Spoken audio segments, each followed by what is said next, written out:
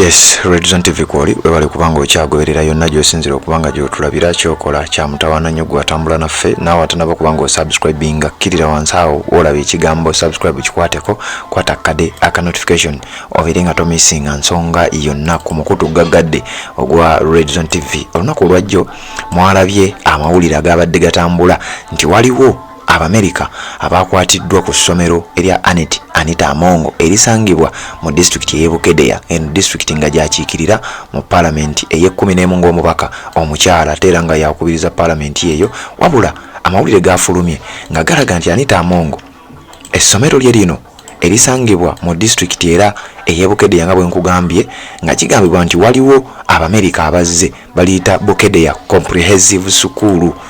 Essomero eryo lya Anita Amongo Nalongo kigambibwa nti waliwo abazungu abazze nga Abamerica nti bano mu kujja bazze nga balambuzi era nga mu kulambula balina okulambula ebintu ebyenjawulo mu ggwanga erya Uganda ng'era bulijjo ebyobulambuzi bwebeera bigenda mu maaso nga bikwasaganyizibwa abasajja abazungu bava gye bavudde ne bajja babeere nga balambula ku bintu ebigenda mu maaso mu mawanga ag'enjawulo. Kati bano we batuuse ku ssomero lya Anita Amongo lye nkugambye lye bayita Bukedea comprehensive school.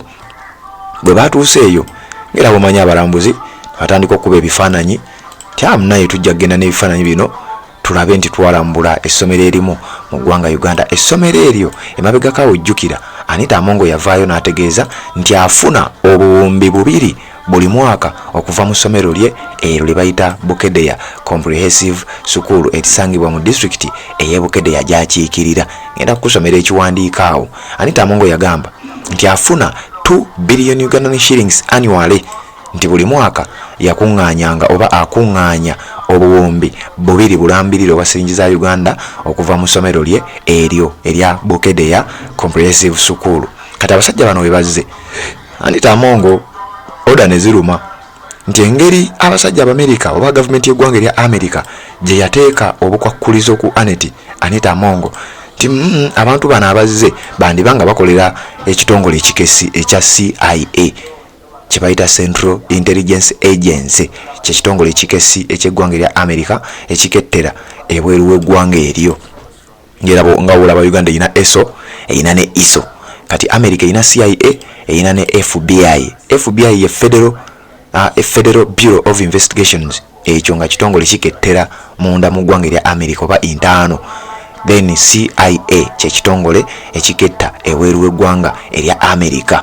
Kati ndowooza okusinziira ku Anita Amongo n'abasinga obungi abalipotinze ensonga zino nga bagamba nti abo balabika babadde bazze kufuna bujulizi bulala nti omukyalo ono ssente y'omuwi w'omusolo agikolamu ebintu bino wammanga either bongera obukwakkulizo oba wabeewo embeera yonna eyinza okuba nga eteekebwawo. Kakati oda ne zijja nti abo babeere nga bakwatibwa era njagala okutegeeza nti Abamerica nga balambuzi amawulire mwagalabye era n'olupapula lwa Daily Monitor lwagakubye nti bakwatiddwa mu ggwanga erya Uganda era nga bakwatiddwa bagenze ku ssomero lya Anita Amongo Nalongo erimanyiddwa nga Bukedea comprehensive school. Kati wulira mu kiwandiiko kino kyenjagala okubanga nkusomera nga kigamba bwe kiti 6 American tourists and their driver were on Friday detained for nearly 3 hours for allegedly taking pictures of the speaker Anita Amongo's Bukedea comprehensive school. Nti Abamerica 6 nga bano balambuzi ne driver waabwe baakwatiddwa era ne basibwa okumalira ddala essaawa eziwerera ddala nga bano ekibakwasa kigambibwa mu bagenze ku ssomero lya Anita Amongo ne babeera nga bakuba ebifaananyi ekintu ekiyinza okuba nga kyabadde kinyiiza nannyini ssomero eryo. Uliriza. Upon reaching to the school, the president of one of the NGOs identified as Mr. Richard Dick Back is said to have asked the driver to slow down.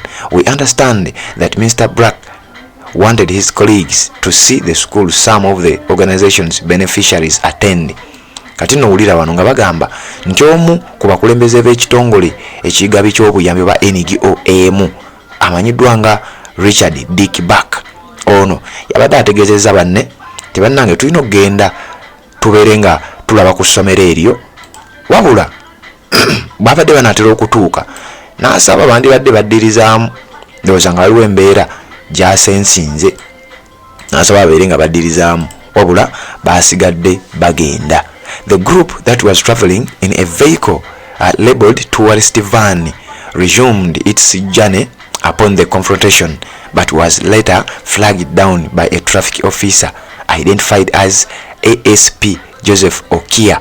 Kati no babadde bagenda nga bagenda okuba nga batuuka nga banatera okutuuka nga bali mu mmotoka era ey'abalambuzi ng'eriko n'ekigambo tourist van, nti babadde banatera okutuuka embeera yadde etambula bulungi nnyo, wabula bagenze okulaba emmotoka ebasalako eya poliisi nga batrafiki babagamba nti musooke muyimirire, era ng'eyabadde akulembedde kino bamuyita ASP, kino kibeera assistant superintendent, amanyiddwa nga Joseph Okia ye yaduumidde nti musooke mulindeko mulagawa, era lwaki muteekinga ebifaananyi eby'essomero by'omukyala mukama waffe amanyiddwa nga Nnaalongo Anita Amongo.